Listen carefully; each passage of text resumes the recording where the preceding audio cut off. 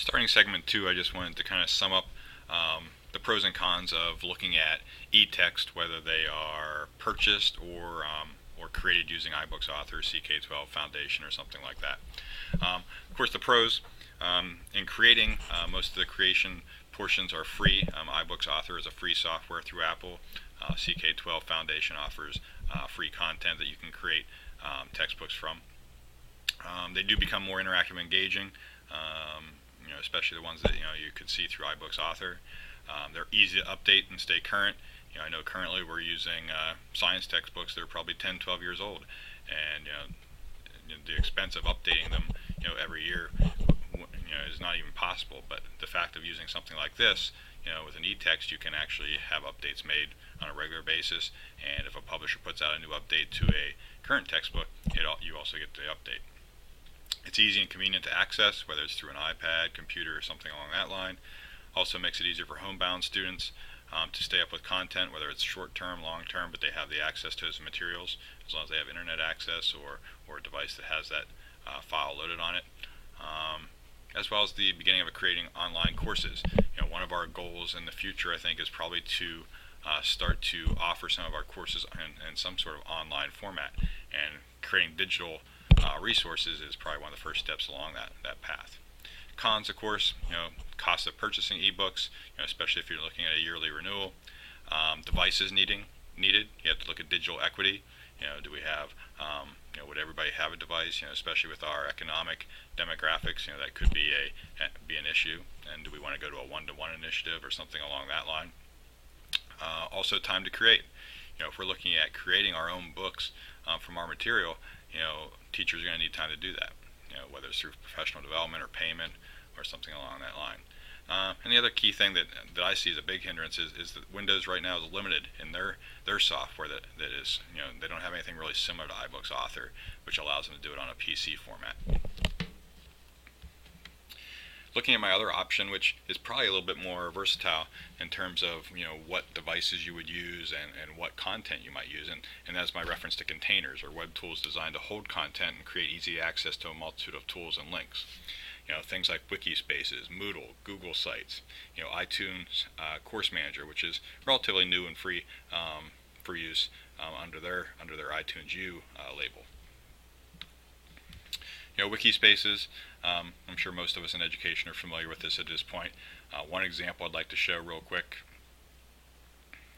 is something that, very basic that one of my teachers is doing right now, my business teacher, and kind of as an example of her wiki space, which she uses for classes. And as you can see here, she has all of her accounting classes, her co-op, internship, keyboard, and basically everything she does on her wiki space. Came up the other day, she has a computer lab, but we had to use her computer lab for Keystone, so she was kind of displaced, but easily accepted that because all of her resources are contained on this web page for the most part. So if I click on this computer apps page, you'll see that the date, December 4th and 5th when we were doing it, and the content that was needed, the files that she needed to go ahead and move forward with class, were already there and ready to go.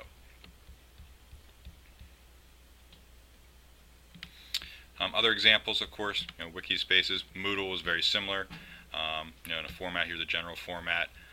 We could link out to the one of the Moodles that the IU uses, and this is one that they have math resources on. But again, it's just a housing for lots of content. Depending on what you're looking for, how you want to set it up. And I can't show everything within the screen here, but for the most part, what you're seeing here is, this was a workshop. So here are all the materials that they used on day one. Could be the same thing for a lesson plan. Here are all the materials that we're doing or using for this lesson, okay, and so forth. Okay, beyond Moodle, Google Sites. Here's another general example, but of course, the best example that's really put into my mind of what I would like to do in the future, that I'm kind of promoting, is what Chris uses in class. He uses Google Sites, basically as his teaching tool throughout the classes that we take on a weekly basis, and allows us, for example, in my case, when I missed a class or two, was able to stay up with the content, very easily go in, see what videos might have been watched, what activities were done, what articles were referenced. and houses pretty much all his resources. And it's cross-platform. It doesn't matter if I'm using a Mac laptop, my iPad, a PC laptop or desktop or whatever. It's all right there for anybody to get to. So this is probably one of the best ways I think to probably move forward, because of it just works. It's very versatile, working in just about anything. iTunes Course Manager, kind of a new example, but if you go into iTunes and you have tons of free courses, lots of college courses that you can look at, and you'll see that some of them are formatted and using this software, set up very similar to some other things where it's, you have lessons, but it's kind of a built-in, I guess, posting and things like that, where you can post questions, the students can post their answers, their videos imported or embedded into it, and activities, worksheets, assignments, whatever the case may be. Looking at containers and their pros and cons, some similarities to the e-text. Pros, of course, for cost, most of these containers, are free options. Again, interactive and engaging is kind of what we're trying to lean to and get students involved with a lot of different types of media and different resources that they can use. Again, easy to keep up to date, stay current, easy to access. These are multi-platform in many cases. Again, with helping in homebound situations and the creation of online courses. Cons, again, devices are needed. We reach that digital equity question again. And what type of device is it going to be? Apple? Is it going to be Windows, iPad, Chromebook? Whatever the case may be. This does help in this case, though, being cross-platform. Time to create another thing. Whether it's an e-text or whether it's a website like this. Professional development, payment for going beyond the normal job scope, so to speak. And creating these, if we really want it to be a truly interactive, engaging site and have a lot of resources, it's going to take time to put together. As far as our district moving forward on this initiative, right now we're kind of at these red phases that you see on the screen, where I've planned the seed with the board. They seem very receptive.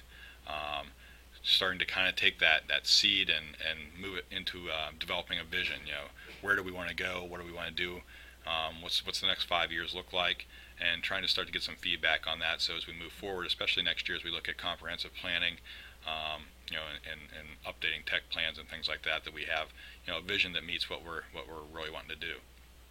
And of course, researching some of these things, because what devices do we want to recommend if we're going to get devices? Do we want to stay consistent with one container or one e-text or platform or whatever the case may be?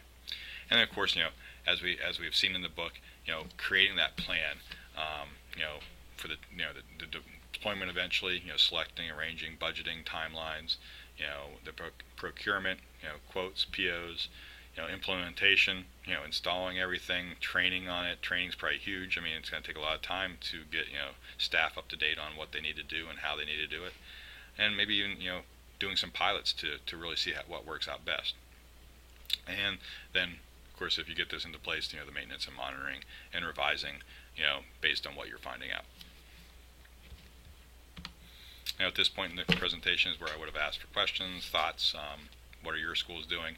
And really, Jason, Scott, and I last night in the live presentation went through this and did a lot of discussion on what the other schools are doing and what they can do, what their limitations are, and things like that. So I think that's my presentation. Thank you.